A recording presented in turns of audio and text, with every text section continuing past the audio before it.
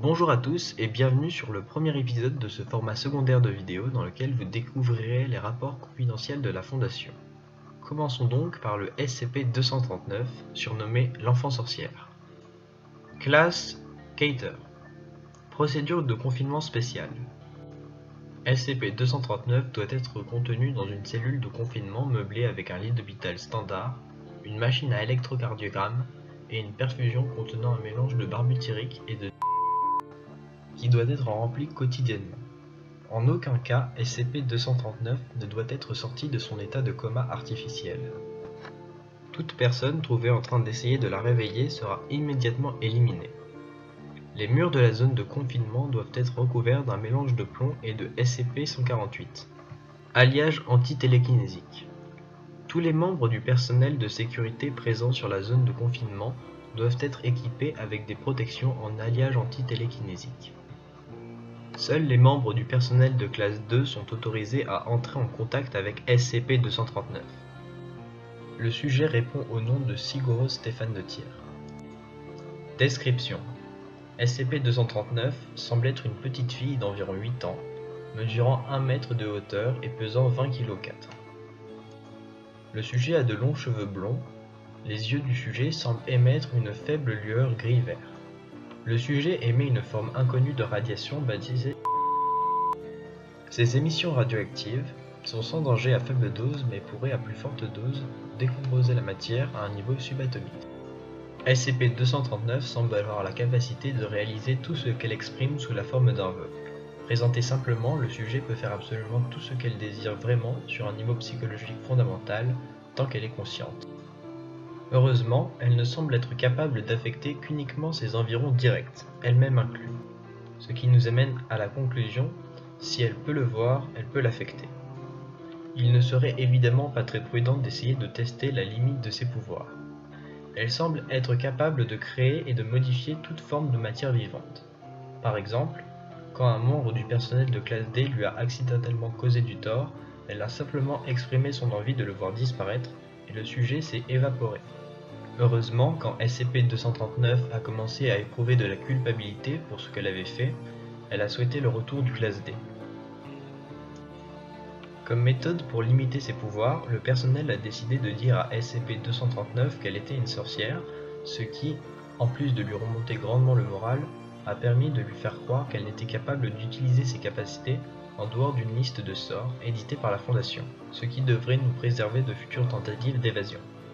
Origine: SCP-239 a été récupéré par la Fondation très peu après sa naissance dans la ville de... Approximativement 3 heures après la naissance du sujet, l'hôpital de fut détruit dans une explosion d'origine inconnue. Le protocole de désinformation standard A a été mis en place et la presse a été informée qu'il s'agissait d'une fuite de gaz. La force d'intervention mobile Delta 5 a été envoyée pour l'enquête. La seule personne vivante localisée sur les lieux était SCP-239. Depuis ce jour, SCP-239 a été élevé par la Fondation. Depuis le sujet doit être maintenu dans un état de coma artificiel, ordre de... Note du docteur datant du 26 décembre 2004. Sérieusement, qui a pensé que ce serait une bonne idée de lui parler du Père Noël et de lui dire ensuite que ce n'était pas réel? Maintenant nous avons un autre SCP potentiel, mais nous ne pouvons pas le confiner car il est magique. Rapport du docteur Hackley. Mon analyse de la situation m'a amené à la conclusion que SCP-239 présente un risque inacceptable pour la sécurité. Bien que de nombreuses propositions visant à l'utiliser dans le but de détruire ou de confiner d'autres SCP ont été faites, l'exemple de SCP-953 doit rester comme un exemple tragique du risque de surestimer la capacité de la Fondation à contrôler les SCP capables d'altérer la réalité. J'aimerais cependant faire la proposition suivante. Un perforateur médical fabriqué à partir de SCP-148, capable de pénétrer la peau de SCP-239, autrement impénétrable, servirait à la tuer pendant qu'elle est endormie et que ses pouvoirs sont neutralisés. À cause du danger que SCP-239 se réveille pendant l'opération et résiste, je recommande que la personne chargée de la tâche transporte SCP-688 également, de manière à minimiser les complications. L'un des dangers de l'opération serait que SCP-239 se réveille et perçoive l'opérateur comme un ami ou une bonne personne, altérant ainsi la réalité pour correspondre à sa vision des choses. C'est pour cette raison que j'aimerais me charger de cette opération personnellement. Une revue de mon dossier personnel indique que mon devrait me permettre d'effectuer la procédure sans être affecté par une altération de la réalité de ce genre. Clef. Voilà l'intégralité du rapport de SCP-239.